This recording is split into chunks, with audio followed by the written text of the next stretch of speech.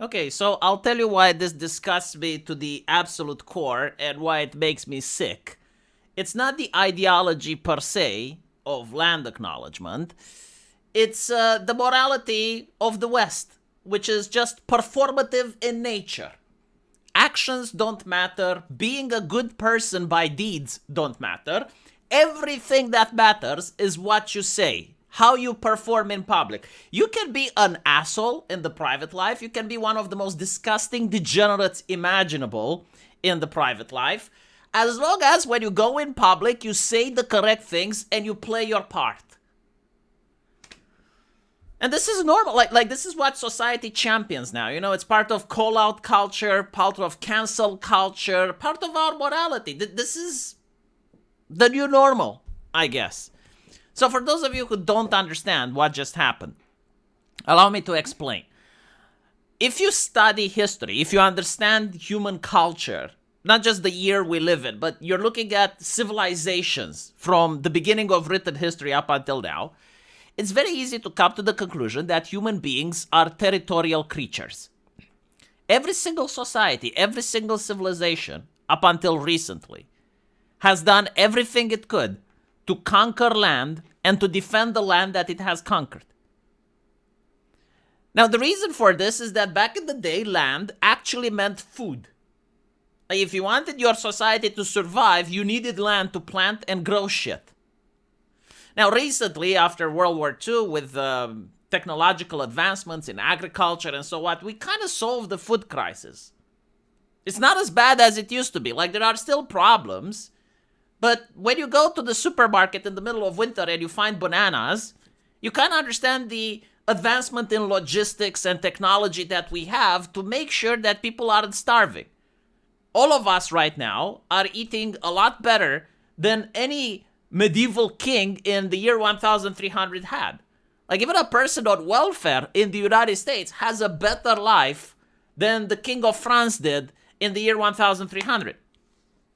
And so now that we managed to accomplish all of this, we become lazy, complacent, and judgmental. We're looking back at the people from the past and we're shaming them for behaving in a human way, in a way that every single human on the planet behaved. And so we create these ideologies to feel good for ourselves because there's nothing else we're fighting for. And social justice is one of these examples. And so when they say about land acknowledgement, they say, oh, we sit here on stolen land. What they're basically doing at the micro scale is imagine for a second that someone broke into your house and is in your living room and is saying, I am sitting here in a stolen room. It's like, bitch, get the fuck out of my house then. What the fuck are you doing, right? It's all performative. Like, they're not regretting the fact that they're Canadians. They're not regretting the fact that they're in power and they're getting public funds from Canada. They just say the shit to feel good. It's all performative, right? But the difference is that it's one thing when a crazy social justice activist says it. It's another thing when a politician says it. But when the fucking King of England says it, it's not politics anymore, it's a circus. Like, if I was Canadian, I would just constantly vote clowns into office. The worst people imaginable. Like, if I see someone with a sex scandal, that's the type of person that I would vote to send into the parliament because that's the person they fucking deserve. Like, the King of England, okay, if you think that it's stolen land, give it back.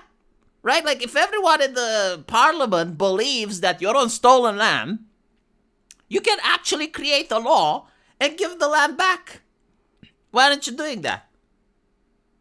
It's all performative, right?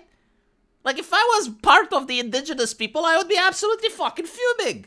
It's like, okay, now literally the guy in charge and everyone else in the parliament are applauding and they're saying, yeah, we live here on stolen land and we need to acknowledge. Well, give them back the land then. Come on, why aren't you doing it? And no one is asking this question, right? Like seriously, imagine like a person that has a big juicy steak and is eating it in front of a hungry orphan and is saying, oh, I'm so sad that this kid is hungry. And nom, nom, nom, nom. Literally how it looks. Isn't it disgusting? This is why I find it repulsing. It's not the ideology in itself, because like the ideology can be said by people that genuinely don't know history, don't understand anything, right? And so like they don't know that humans have been territorial and still are. Like they don't get that. Okay, fine. You know, like it's a person that's brainwashed, maybe too young, went to college, didn't know any better, said that shit, fine. But when it's the King of England, like give me a fucking break. And the only reason they do it is PR, right? Because like, oh, this is social justice. It's hip and trendy with the kids. So we need to perform for the kids. Again, this is what politicians do. They perform. They don't try to find solutions. They don't try to manage problems anymore. It's just managing public opinion. It's just like saying the thing that people want to hear while constantly grifting, while constantly making sure that their own self-interest is being accomplished. Still don't understand. Like, why aren't Canadians asking, well, why isn't he giving back the land? Now, I will say this, you know, he was very cheeky about it, right? He said, I would like to acknowledge that we are gathered on the unceded territory. Like, he's not saying stolen land. And by the way, like, the idea of land being stolen, like, you don't steal land, you conquer it. And you conquer it through warfare, which is what every single human being did, probably since the creation of tribes, all the way up until recently. We do not usually have wars for conquest anymore. They still happen. But usually wars are now for regime change, right? Because the land itself isn't as valuable as it used to be. You can grow a lot of stuff on a smaller plot of land, so you don't need like huge land masses anymore. They're still good, you know, because you get resources and shit, but it's not a survival thing like it used to be back in the day. Still, I'm generally curious, like, what do British people think? And what do monarchs think? Like, that's another thing. You know, I usually get attacked, not attacked, criticized by people that are for the monarchy, like Spoons and others, right? Oh, it's so good to have a king. Oh, yeah, well, there you go. Here you fucking go, a king, a monarch, right? With a strong family tradition, big heritage, thousands of years. There you go, you got a fucking monarch. Huh? You like him? Would you like him to have more powers? Because that's another thing. You know, I hear, well, Britain is not really a monarchy. Okay, would you like this guy to be in perpetuity in power until he dies? With this attitude, with this mindset? Like, you're never going to get any other type of ideology. This is what you're getting. It's also interesting, you know, like a lot of leftists back in England, they don't like the monarchy for different reasons. But like now, can't they just say, well, I mean, the guy admitted that he stole the land, not giving it back. I'm curious, like, how would the king defend himself? Like, what would the PR agency do in order to make him look good?